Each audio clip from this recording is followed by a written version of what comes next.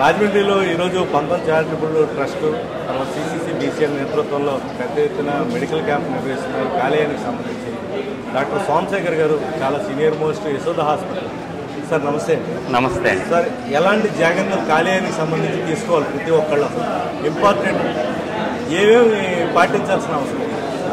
ముఖ్యంగా కాలేయ వ్యాధుల గురించి అవగాహన రాహిత్యం చాలా ఎక్కువగా ఉంది. సో అందరూ ఫస్ట్ తెలుసుకోవాల్సింది ఏంటి అంటే రెగ్యులర్గా ఆల్కహాల్ అంటే మద్యపానం చేసే వాళ్ళల్లో డెఫినెట్గా కాలేయ వ్యాధి అనేది 90% మందిలో మనం చూస్తాం జరుగుతుంది. ఇది ఎంతో కొంత అవగాహన డెఫినెట్గా ఉంది. కానీ అవగాహన లేని విషయం ఏంటి అంటే ఈ మద్యపానం కాకుండా కాలేయానికి రకరకాల వివిధ కారణాల వల్ల ప్రాబ్లం వచ్చే అవకాశము, నెమ్మదిగా ఈ కాలేయము సిరోసిస్ ఆఫ్ లివర్ అనే స్టేజ్కి వెళ్ళిపోవటం, దాని నుంచి కొంతమందికి లివర్ క్యాన్సర్ వచ్చే అవకాశం ఉంటుంది. ఈ కాలేయ వ్యాధులు ఏదైనా సరే నెమ్మదిగా ప్రోగ్రెస్ అవుతాయి. కాబట్టి మన కనుక అవగాహన ఉంటే అర్లీ స్టేజ్లో వీటిని కనిపెట్టి ఈ ప్రోగ్రెషను లివర్ కంప్లీట్గా డ్యామేజ్ అవ్వకుండా కాపాడుకునే అవకాశం చాలా ఎక్కువగా ఉంటుంది. సార్, ఇప్పుడు ఈ స్ట్రెస్ఫుల్ లైఫ్లో మద్యం అన్నది ఒక జీవన విధానంగా మారిపోయింది. అది ఐటీ వాళ్ళు కావచ్చు, సామాన్యుడు కావచ్చు, అందరికీ కూడా దొరికేది అంత ఉండేది కాదు. ఇలాంటి టైంలో వాళ్ళు మానేయమన్నా మనం మందులు వేసుకోవడానికి సిద్ధపడుతున్నారు, కానీ మద్యం మానేయడానికి సిద్ధపడతారు. ఇంకా అలవాటుని వ్యసనంగా మారిపోయిన వాళ్ళు మానిపించరు. వాళ్ళకి మీరు ఇచ్చే సైన్స్ ఏంటి? ఏ విధంగా తాగాల్సిన పరిస్థితి ఉంది ఈరోజు? జనరల్గా ఏంటి అంటే మద్యపానం అనేది రెగ్యులర్గా తీసుకునే వాళ్ళకి డెఫినెట్గా లివర్ డ్యామేజ్ అవుతుంది. ఈ మధ్యకాలంలో మనం చూసే ట్రెండ్ ఏంటి అంటే ఓన్లీ వీకెండ్స్నే తీసుకుంటాము, రెగ్యులర్గా మేము తాగము అని చాలామంది చెప్తున్నారు, యంగ్స్టర్స్ కానీ చాలామంది. బట్ ఇక్కడ ప్రాబ్లం ఏంటి అంటే ఆ వీకెండ్ ఒక్కరోజు తీసుకున్నప్పుడు బింజ్ డ్రింకింగ్ అంటారు. బింజ్ డ్రింకింగ్ అంటే ఒక ఈవినింగ్ ఎవరైనా కూర్చుని 3 డ్రింక్స్ కన్నా ఎక్కువ తీసుకుంటే more than 3 drinks is called binge drinking. ఇలా చేసినా కానీ అది రెగ్యులర్గా అయితే ప్రతి వారంలో ఒకసారి అయితే లివర్కి డ్యామేజ్ అయ్యే అవకాశం చాలా ఎక్కువగా ఉంటుంది. సో లివర్ డ్యామేజు, ఇంకా రకరకాల ఆర్గాన్స్ యొక్క damage, life threatening issues alcohol మద్యపానం వల్ల ఉండే అవకాశం ఉంటుంది. సో దీని గురించి కూడా అవగాహన మనం పెంపొందించగలిగితే ఈ ఆల్కహాల్ వ్యసనం బారిన పడకుండా ఉండే అవకాశం ఎక్కువగా ఉంటుంది. ఆల్కహాల్ ఆల్రెడీ వ్యసనం ఉన్న వాళ్ళలో వాళ్ళకి కనుక ఇంటెన్షన్ మానేయాలి అని ఇంటెన్షన్ ఉంటే డెఫినెట్గా మన సైడ్ నుంచి మనం హెల్ప్ చేసి ఆ ఆల్కహాల్ని కంప్లీట్గా ఆపించేసే అవకాశం చాలా ఎక్కువగా ఉంటుంది. కానీ ఫస్ట్ ఆ ఇంటెన్షన్ మానేయాలి అనే ఉద్దేశము పేషెంట్ వైపు నుంచి ఉంటేనే మా ట్రీట్మెంట్ సక్సెస్ఫుల్గా నడుస్తుంది. సో అంటే ఇప్పుడు యూత్ సంగతి వదిలేండి, అంటే 50 వాళ్ళు మానలేరు, వాళ్ళు మందు అలవాటు తప్పదు అనుకున్నప్పుడు మనం ఏంటి వాళ్ళకి ఇవ్వాల్సిన సజెషన్ అంటే డ్రింక్ ఈ లిమిట్లో తీసుకోవడం, లేకపోతే ఇది అని మేము 90 తాగుతాం, మేము 40 తాగుతాం, లేకపోతే 60 తాగుతాం అనే వాళ్ళు ఉన్నారండి. చాలామంది సెలబ్రిటీలు మీరు 90 తాగండి, మీకేం కాదు, సరైన ఫుడ్ తీసుకోండి, ఇలాంటివి చెప్తూ ఉంటారు. మీరేమంటారు? ఆ సెలబ్రిటీ వచ్చి ఆయన లివర్ ఇస్తాడా మనకి? ఎందుకు సార్ అలాంటి మాటలు? ఎవరైనా సరే 100 మందిని పెట్టి 5 సంవత్సరాలు రోజు మందు తాగిపిస్తే ఇందులో 90 మందికి లివర్ పాడైపోతుంది. అసలు అలా కుదరదు. అసలు ఆల్కహాల్ అనేది ఎంకరేజ్ చేయడానికి వీల్లేదు. 60 తాగుతానంటే ఓకే అనడానికి వీలే లేదు అసలు. అది పాత రోజులు సార్. ఆ రోజుల్లో లివర్ గురించి అసలు ఎవరికి తెలియని రోజుల్లో ఎవరో ఏదో చెప్పారు. డాక్టర్స్ కూడా మా వాళ్ళు చెప్పారు. ఏమని చెప్పారు? ఇంత వైన్ తీసుకుంటే మంచిది అని. కానీ ఇప్పుడు మన లైఫ్ స్పాను ఇదివరకు 60 సంవత్సరాలే ఉండేది. ఇప్పుడు యావరేజ్ లైఫ్ స్పాన్ 78 సంవత్సరాలు. ఇది ఎవరైతే కొంచెం ఆల్కహాల్ ఇన్ని సంవత్సరాల నుంచి తీసుకుంటున్నారో 60 సంవత్సరాల తర్వాత వాళ్ళు సిరోసిస్తో వస్తున్నారు. సో ఆల్కహాల్ ఏ అమౌంట్లోనూ ఈజ్ నాట్ గుడ్ ఆల్కహాల్ తాగొద్దనే చెప్తాం. ఎవరైనా తాగుతానికి వెసులుబాట్లు ఉండవు. సేఫ్ లిమిట్ ఆఫ్ ఆల్కహాల్ అనేది లేదు. ఏ అమౌంట్ ఆఫ్ ఆల్కహాల్ అయినా డేంజరస్సే. సార్, సోమశేఖర్ గారు, అంటే ఇప్పుడు మేము స్కాచ్ తాగుతున్నాం, మాకేం కాదు, మేము విదేశీ మద్యం తాగుతున్నాం. ఏ రకమైన ఆల్కహాల్ తీసుకున్నా లివర్కి డ్యామేజ్ అయ్యే అవకాశం ఉంది. స్కాచ్ తాగే వాళ్ళకి లివర్ ట్రాన్స్ప్లాంటేషన్ అవసరం అవుతుంది. కాకపోతే వాళ్ళకి 5 సంవత్సరాలు పట్టొచ్చు. ఏదన్నా చీప్ లిక్కర్ తాగితే 2 సంవత్సరాల్లో లివర్ డ్యామేజ్ అవ్వచ్చు. ఏ రకమైన ఆల్కహాల్ తీసుకున్నా లివర్కి డ్యామేజ్ అయ్యే అవకాశం ఉంటుంది. దాంట్లో అసలు ఆలోచనే లేదు. సార్, ఇప్పుడు ఈ ఆల్కహాల్తో పాటు చాలామంది స్టఫ్ కింద పెట్టుకుని రకరకాలు తినేస్తూ ఉంటారు, ఎన్వి కానీ ఇది కానీ. దానివల్ల లివర్స్కి ఎలాంటి? Double damage. ఆల్కహాల్ వల్ల లివర్కి డ్యామేజ్. విపరీతమైన నూనె పదార్థాలు, ఎక్సెసివ్గా ఆయిలీ ఫుడ్, ఇవన్నీ తీసుకుంటాం వల్ల రెడ్ మీట్ మటన్, ప్రాన్ ఎక్కువగా మనం ష్రింప్ చూస్తూ ఉంటాం. ఇవన్నీ ఎక్సెసివ్గా ఫ్యాట్. ఈ ఫ్యాట్ అంతా డైరెక్ట్గా లివర్ మీద డిపాజిట్ అవుతుంది. సో దీన్ని నాన్ ఆల్కహాలిక్ ఫ్యాటీ లివర్ అంటాం. ఇక్కడ ఆల్కహాల్ వల్ల ఫ్యాటీ లివర్, ఈ రెండు కలిస్తే రిస్క్ డబల్ అయిపోతుంది వీళ్ళల్లో. సో ఆరోగ్యకరమైన ఆహారం తీసుకోకుండా రెగ్యులర్గా ఆల్కహాల్ తీసుకుంటే డ్యామేజ్ అయ్యే అవకాశం చాలా తొందరగా ఉంటుంది. ఆరోగ్యకరమైన ఆహారం అంటే మంచిగా పండ్లు, కాయగూరలు, యాంటీ ఆక్సిడెంట్స్ తీసుకుని రెగ్యులర్గా ఆల్కహాల్ తీసుకునే వాళ్ళకి కంపారిజన్లో, అంతేగాని ఆరోగ్యకరమైన ఆహారం తీసుకుని ఆల్కహాల్ తీసుకుంటే బాగానే ఉంటుందంటానికి లేదండి మళ్ళీ. బట్ వెన్ యూ కంపేర్ వీళ్ళిద్దరిలో డెఫినెట్గా ఆరోగ్యకరమైన ఆహారం తీసుకున్న వాళ్ళకే కొంచెం సేఫ్గా ఉండే అవకాశం, ఇంకెక్కువ రోజులు లివర్ డ్యామేజ్ అవ్వకుండా ఉండే అవకాశం ఉంటుంది. కానీ ఏ అమౌంట్ ఆఫ్ ఆల్కహాల్ అయినా తీసుకోవడానికి వీలు లేదు. నైట్ టైము డ్రింక్ చేసే వాళ్ళు నైట్ టైం చేస్తారు. నైట్ టైం పలానా టైం దాటి తింటే మీకు చాలా ప్రమాదం అని డాక్టర్లు చెప్తున్నారు. ఎప్పటిలాగా మనం తిండి ఆపేయాల్సిన అవసరం ఉంది. ఈవినింగ్ మనం ఎన్ని గంటలకి ఐడియల్గా ఎవరైనా సరే రెగ్యులర్గా మనం పడుకునే టైం డెఫినెట్గా ఫిక్స్ అయ్యి ఉంటే కనుక దానికన్నా కనీసం 2 గంటల ముందు మన డిన్నర్ కంప్లీట్ అయిపోయి, last meal of the day 2 గంటల ముందు కంప్లీట్ అయిపోయి ఉండాలి. అది ఆరోగ్యకరం. ఇంకా ఐడియలిస్టిక్గా మనం మాట్లాడుకుంటే ఒకవేళ 4 గంటలు కనుక గ్యాప్ ఇవ్వగలిగితే ఇంకా చాలా హెల్దీగా ఉంటుంది.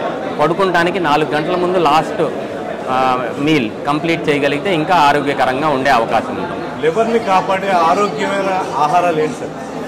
లివర్కి ముఖ్యంగా యాంటీ ఆక్సిడెంట్స్ అంటే మనకి ఫ్రెష్ ఫ్రూట్స్, ఫ్రెష్ వెజిటబుల్స్, అన్ని రకాల పండ్లు, అన్ని రకాల కాయగూరలు, ఫ్రెష్ ఫ్రూట్స్, వెజిటబుల్స్, ఇది డెఫినెట్గా లివర్ ఆరోగ్యాన్ని కాపాడే అవకాశం ఉంటుంది.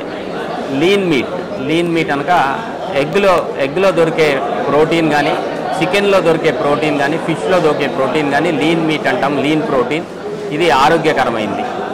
అన్ని రకాల పప్పు దినుసులు, మనకి ప్రోటీన్ పల్సెస్, ఇవన్నీ ఆరోగ్యకరమైనవి. ప్యాక్డ్ ఫుడ్స్ అన్నీ, ఏ రకమైన ప్యాక్డ్ ఫుడ్ అయినా సరే లివర్ మీద ప్రాబ్లం కలిగించే అవకాశం.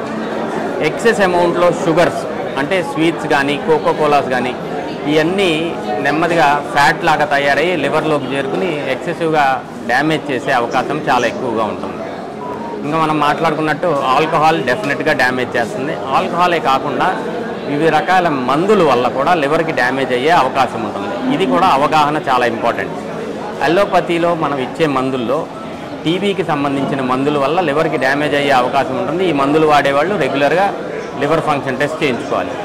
అమియోడ్రోన్ అని కార్డియాక్ మెడికేషన్ ఒకటి ఉంటుంది. ఇది రెగ్యులర్గా వాడేవాళ్ళు లివర్ పరీక్షలు చేయించుకుంటూ ఉండాలి. మిథోట్రెక్సేట్ అని కీళ్ల వాతానికి, రుమటాయిడ్ ఆర్థరైటిస్కి మనం ఒక ట్యాబ్లెట్ పెడతాం కొంతమందికి. దానివల్ల కూడా దీర్ఘకాలికంగా కొంతమందిలో లివర్ ప్రాబ్లం వస్తుంది. ఈ అవగాహనతో రెగ్యులర్గా చెకప్ చేయించుకోవాలి. ఇలాంటి ప్రాబ్లమ్స్ రాకుండా, లివర్ డ్యామేజ్ కాకుండా జాగ్రత్తలు చూసుకోవాలి. ఏ వయసు వాళ్ళు ఎప్పుడెప్పుడు చేయించుకోవాల్సిన అవసరం?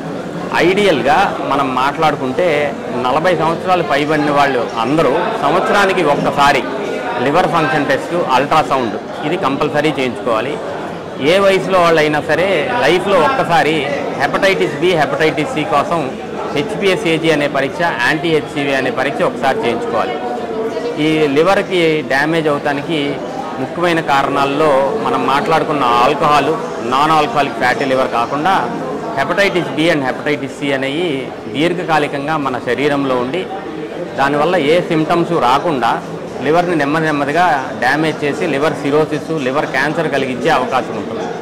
సో ఈ వైరస్ మనకు ఉన్నది లేనిది అని తెలుసుకోవాలి అంటే ప్రతి ఒక్కరు వాలంటరీగా ఒక్కసారైనా సరే HPSAG, యాంటీ HCV అనే పరీక్షలు చేయించుకోవాల్సిన అవసరం ఉంటుంది. అండ్ ముఖ్యంగా ఏంటి అంటే ఎందుకు తెలుసుకోవాలి అంటే హెపటైటిస్ బికి, హెపటైటిస్ సికి treatments. Hepatitis C is the only virus which can be cured. Hepatitis C ఉందని తెలుసుకుంటే దానికి 12 వారాలు మాత్రలు ఇస్తే కంప్లీట్గా క్యూర్ అయిపోయే అవకాశం ఉంటుంది. లివర్ సిరోసిస్, లివర్ క్యాన్సర్ జీవితాంతం రాకుండా కాపాడుకునే అవకాశం ఉంటుంది. కానీ ఇక్కడ ఛాలెంజ్ ఏంటి అంటే లక్షల మంది ఈ వైరస్ బాడీలో ఉంచుకుని వాళ్ళకి సిమ్టమ్స్ లేకపోవటం వల్ల వాళ్ళు లివర్ డ్యామేజ్ జరుగుతుంది.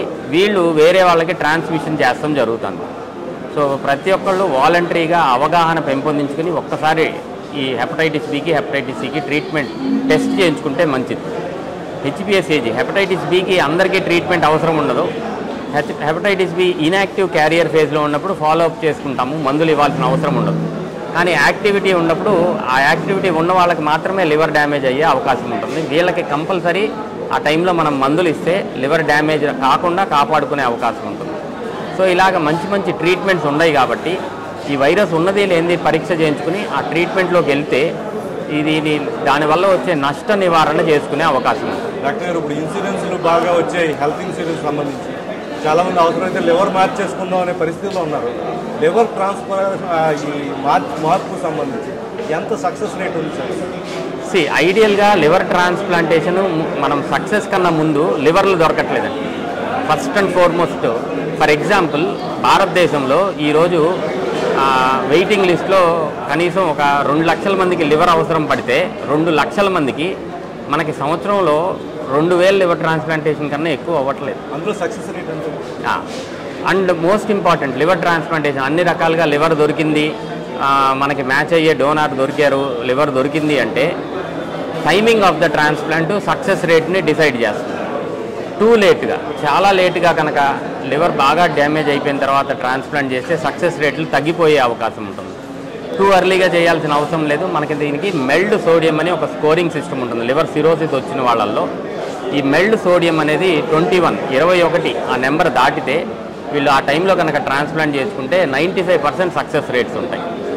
దాటుకుని వెళ్ళిపోయి ఒక 30 మెల్డ్ స్కోర్ ఉంటే రేట్స్ ఆ సక్సెస్ రేట్స్ రోజు రోజుకి తగ్గిపోతూ ఉంటాయి. స్కోర్కి పెరిగే కొద్దీ సక్సెస్ రేట్ తగ్గిపోతుంది. ఒక స్టేజ్ కండిషన్ క్రిటికల్గా ఉన్నప్పుడు లివర్ ట్రాన్స్ప్లాంటేషన్ చేస్తే success rates less than 50%. So timing of transplantation అనేది చాలా చాలా ఇంపార్టెంట్. ఈ ట్రాన్స్ప్లాంటేషన్ మన యశోదాలో ఉందా సార్? చేస్తున్నామండి. ఈ ఏపీ తెలంగాణలో ఇప్పుడు దాకా highest number of liver transplantation చేసింది యశోదా హాస్పిటల్. ఇప్పుడు ఈ క్యాంప్ మీద ఏ విధంగా ఫీల్ అవుతున్నారు సార్ ఇలా పెట్టడం మీద? ముఖ్యంగా ఒక్క మాట చెప్పాలంటే నేను ఇలాంటి క్యాంప్ చెయ్యాలనుకుంటున్నానని ఒక్క మాట కొండలరావు గారికి చెప్తే ఈ క్యాంపు వెంటనే రాజమండ్రిలో చెయ్యాలి, అది నేను అరేంజ్ చేస్తాను అని చాలా యాక్టివ్గా ముందుకొచ్చి ఈరోజు ఇంత సూపర్ సక్సెస్ చేశారు క్యాంప్ని. ఇంతమందికి అవగాహన కల్పిస్తాము, ఇంతమందికి టెస్టులు చేయటము చాలా హ్యాపీగా ఉందండి. అంటే ఇక్కడ స్పెసిఫిక్గా మనం కాలేయ వ్యాధుల గురించి మాత్రమే మాట్లాడుకుని దాని గురించి అవగాహన పెంపొందించాలని ముఖ్య ఉద్దేశము. అది కొండలరావు గారి సహకారంతో చాలా బాగా జరిగింది అని నా ఉద్దేశం. Thank you very much Somashekar గారు. చాలా విలువైన సమయాన్ని మీరు బిజీ లైఫ్ నుంచి అక్కడ హైదరాబాద్ నుంచి వచ్చి ఇక్కడ చేయడం అన్నది పంతం చారిటబుల్ ట్రస్ట్ దానికి వేదికగా నిలవడం అనేది చాలా ధన్యవాదాలు మీకు రాజమండ్రి వరంవాసులు అందరూ. థ్యాంక్ యూ అండి. Thank you. మరోసారి మళ్ళీ మిమ్మల్ని కలిసి ఎన్ని విషయాలు తెలుసుకున్నాము. Thank you very much sir. Thank you.